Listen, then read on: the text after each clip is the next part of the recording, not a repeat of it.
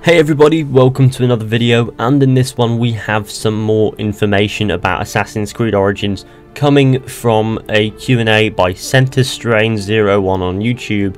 This information was rounded up by Access the Animus, so I'll link both this and the Q&A stream in the description. But the point is, we've got quite a little bit of information coming from CenterStrain alone, so we're gonna get into that. But first things first, I want to point out that in a video by powerpyx.com on YouTube, it shows off Bayek performing a backwards, upside down leap of faith. That amazed me more than it perhaps should have. That's really cool. But without further ado, let's get into the news from CenterStrain01. So to start off with, no information about the modern day will be revealed before the release of the game, which is great. We don't need to know anything about the modern day until we play it for ourselves. We just need the promise that it's going to be good, and then they can leave all the rest of the information about the modern day until release. They're usually like this, they usually don't market the modern day. And for the most part, that's just how I like it.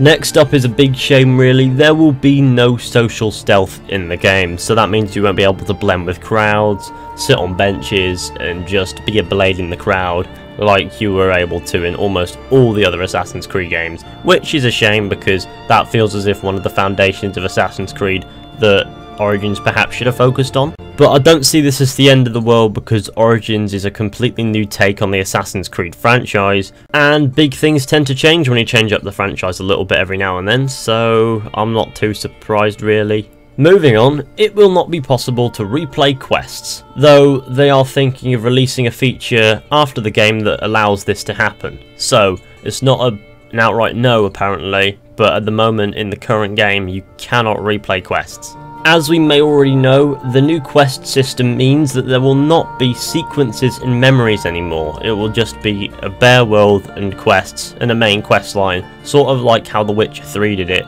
That's what I'd assume. Moving on, there will apparently not be a New Game Plus mode for the game.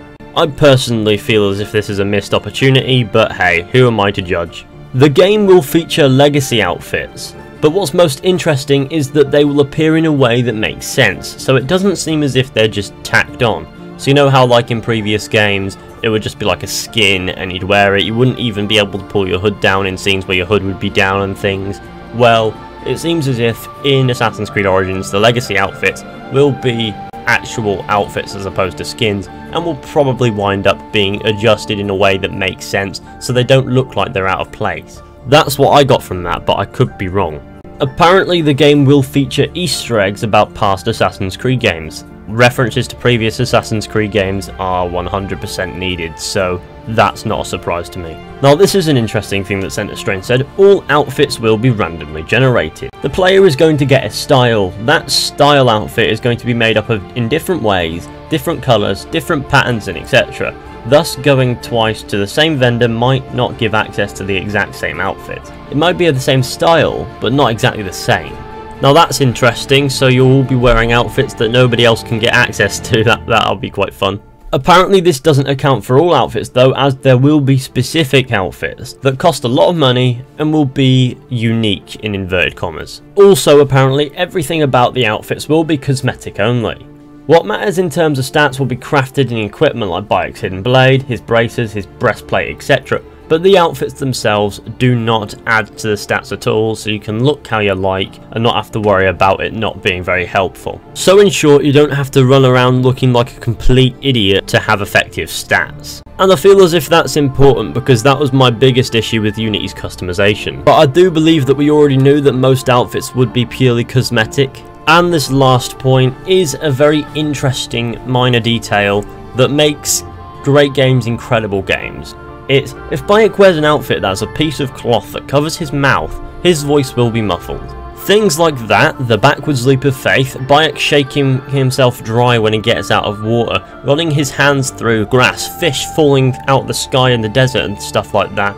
I feel as if those minor details, and hopefully many more, will help define this game from great to incredible, and that's what this game's shaping up to be. As long as it nails its narrative in the Animus and in the modern day, I think we're looking at an incredible game here, guys. But it's way too early to make judgments, the game's not even out yet. But thank you all for watching, I hope you all enjoyed.